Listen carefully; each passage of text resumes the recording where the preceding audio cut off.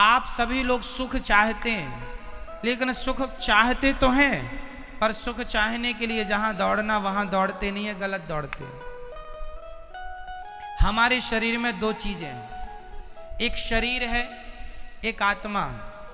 थोड़ा सा 5 मिनट का समय लेके मैं ये प्रश्न आपको उठाऊं और बहुत अच्छी बात आज आपको बता दूं, आपके बहुत सारे डाउट्स क्लियर भी हो जाएंगे। सुनो, हमारे शरीर और आत्मा अलग है, ये तो हम पहले भी आपको 1000 बार बता चुके हैं। आगे सुनो इससे। क्या हम आंखों से देख सकते, आंखों से सुन सकते हैं? नहीं। क्या कानों से देख सकते हैं? नहीं। क्या हम नाक से खा सकते हैं? समझो, ईश्वर ने सब चीजें अलग अलग बनाई हैं। देखने के लिए आंखें हैं, सुनने के लिए कान। आंखों से सुन नहीं सकते, कानों से देख नहीं सकते, अलग है ना। उसी प्रकार शरीर का सुख है संसार। शरीर का सुख क्या है? संसार क्या है? शरीर का सुख। गाड़ी, बंगला, पत्नी, पुत्र, परिवार, ये कहां का सुख है? शरीर का। अब रही आत्मा की बात, तो आत्मा का सुख किससे है?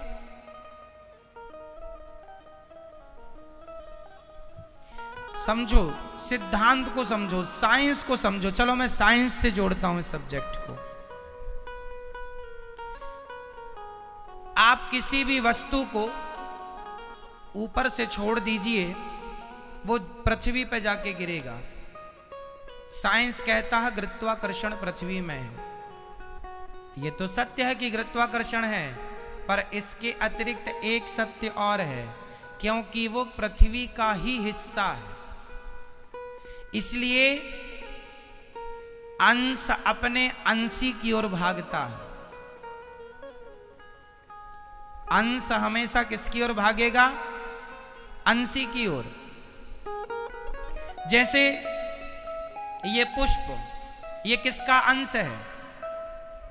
ये पृथ्वी का अंश है, क्योंकि पृथ्वी से पेड़ बना, पेड़ पर ये पुष्प खिला। तो कुल मिला के, और ये आप रख दो, आप 2-4 दिन, 1 हफ्ता, महीने भर रख दो, ये अपने आप माटी हो जाएगा। कुछ ना करो, माटी हो जाएगा ये अपने आप, हाँ या ना। तो ये किसका अंश हुआ? मिट्टी का। अंशी कौन हुई? अंशी हुई पृथ्वी, और अंश हुआ ये। तो ये पृथ्वी का अंश है, इसलिए ये छोड़ने पर नीचे जाएगा, क्योंकि ये अंशी की तरफ जा रहा है। अब दूसरा, आग। आग हमेशा नीचे नहीं जाती। आग की ज्वाला, आग की लौ, आग की ज्योति ऊपर जाती है। क्यों? क्योंकि वो सूरज का अंश है, क्योंकि सूरज में आग है। तो हर अंश अपने अंशी की तरफ भागता है। हर अंश कहां भागता है? अपने अंशी की तरफ। आग किसका अंश है? सूर्य का। तो सूर्य की तरफ भागती है ना आग की ज्वाला, हमेशा ऊपर। तीसरा, इस धरती की नदियां हमेशा किसकी तरफ भागती हैं? समुद्र की तरफ। क्यों? क्योंकि वो समुद्र का अंश है। क्योंकि पानी जो बरसता है, समुद्र का ही तो वाष्पीकरण होता है पानी, और फिर वही बरसता है। तो वो एक्चुअली इनडायरेक्ट वो समुद्र का ही पानी है, बरसता है, नदियों में आया, फिर वो अपने अंश की तरफ भागा, अपने अंशी की तरफ। समझो, जैसे पृथ्वी का कोई भी हिस्सा वो पृथ्वी की तरफ भागता है, कोई भी पुष्प, कोई भी पत्थर, कोई भी मिट्टी का ढेला, क्योंकि वो पृथ्वी का अंश है, इसलिए पृथ्वी की तरफ। आग सूर्य का अंश है, इसलिए सूर्य की तरफ। नदी समुद्र का अंश है, इसलिए समुद्र की तरफ। और हमारी आत्मा ईश्वर का अंश है। ईश्वर अंश जीव अविनाशी, इसलिए जब ये ईश्वर की तरफ भागेगी तब ही इसे सुख मिलेगा, अन्यथा इसे कभी सुख मिल नहीं सकता। आप लोग रसगुल्ला खाते हैं, तो आप कहते हैं आनंद आ गया। अरे रसगुल्ला से शरीर को आनंद आ सकता है, इंद्रियों को आनंद आ सकता है, आत्मा का तो रसगुल्ला से कोई लेना देना नहीं। क्यों? आत्मा किसका अंश है? ईश्वर अंश। ये ईश्वर का अंश है। इसलिए यदि आत्मा को सुख देना है, आज लोग दुखी, सब कुछ है आपके पास, फिर भी आप अशांत हैं, फिर भी आप परेशान हैं, उदास हैं। क्यों? क्योंकि आप संसार में सुख ढूंढ रहे हैं। अब मिलेगा, अब मिलेगा। पागल हो, है ही नहीं, मिलेगा कहां से? जैसे आंख कभी सुन नहीं सकती, कान कभी देख नहीं सकता, उसी प्रकार आत्मा कभी रसगुल्ला खा नहीं सकती, आत्मा कभी पानी पी नहीं सकती, आत्मा को पैसों में सुख नहीं मिल सकता, संसार के भोगों में सुख नहीं मिल सकता। आत्मा का सुख तो परमात्मा में है। जितने जल्दी ईश्वर की तरफ बढ़ो लोगे, जितने जल्दी उसका ध्यान कर लोगे, उतने जल्दी सुखी हो जाओगे। सुखी होना चाहते हो तो भगवान की तरफ बढ़ो। और आप लोग शरीर को ही सुख देने में लगे हैं।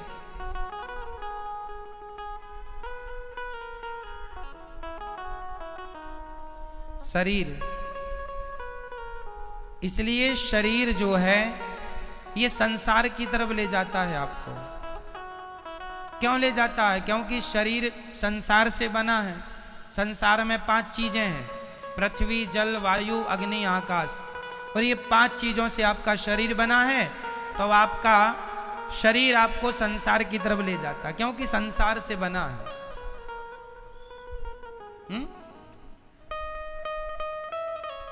आपको आंख अच्छा अच्छा दिखाना चाहती है, इसको आप देख रहे हैं, आपको सुख मिल रहा है, पर यह सुख क्षणिक है। यह सुख क्या है? क्षणिक है, जरा सी देर का। खाने का सुख भी क्षणिक है, जरा सी देर का। भोगों का सुख भी क्षणिक है, जरा सी देर का। आप जरा सी देर के सुख के पीछे सारी जिंदगी लगाए हैं।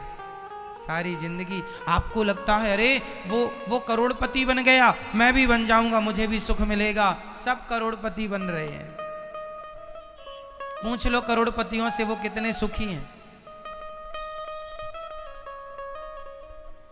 सुख संसार में नहीं मेरी मां।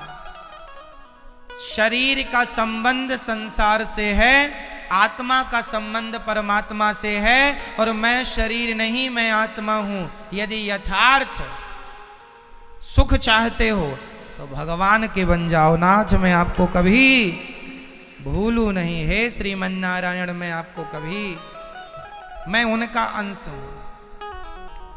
पर विडंबना तो देखो,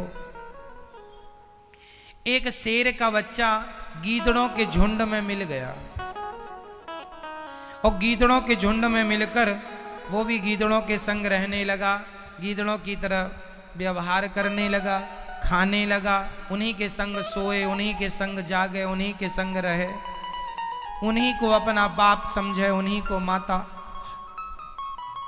एक दिन शेर आया और शेर ने देखा कि मेरा कोई अपना आदमी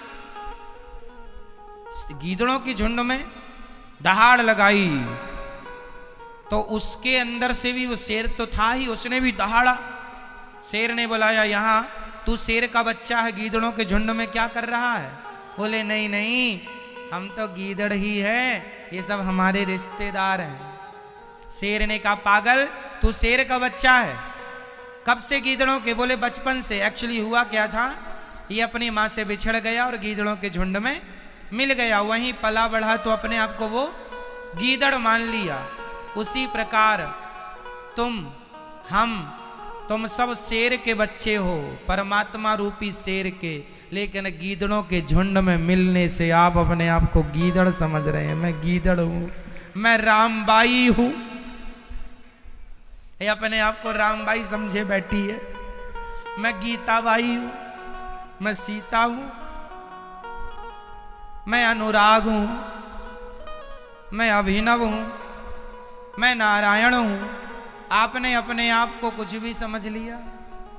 ना तो आप सीताबाई हो, ना गीता हो, ना अंजलि हो, ना राम हो, ना रघुनाथ हो, ना तो घनश्याम हो। तुम शुद्ध आत्मा हो जो ईश्वर का अंश है। बस ये तुम्हारा परिचय है। पर संसार में आए हो गीदड़ों के झुंड में होने से। हऊ हुआ, एक गीदड़ ने कहा हुआ, दूसरे हुआ हुआ। आज तक किसी ने नहीं पूछा क्या हुआ, क्या हुआ, नहीं बस हुआ हुआ हुआ हुआ। बाप दादे कह रहे थे हुआ, तो ये भी चिल्लाई पड़ा है हुआ हुआ हुआ। क्या हुआ कोई नहीं पूछ रहा है, सब हुआ हुआ हुआ। ये बड़ी विडंबना। इसलिए मेरी माँ, ना तुम किसी की माँ हो, ना तुम किसी के बाप हो, ना तुम किसी की चाची हो, ना चाचा हो, ना नाना हो, ना नानी हो। तुम सिर्फ आत्मा हो जो परमात्मा से मिलने के लिए व्याकुल हो। वो तड़प जाग जाए तो मिलना भी होए, पर विडंबना तो ये है तड़पता ही नहीं आदमी। पत्नी के लिए रो रहा है, परिवार के लिए रो रहा है, भगवान के लिए नहीं रोता। जाना सबको वही है मेरी माँ, अपना लोक परलोक ना बिगाड़ो। बस इतना ही कहेंगे हम आपसे।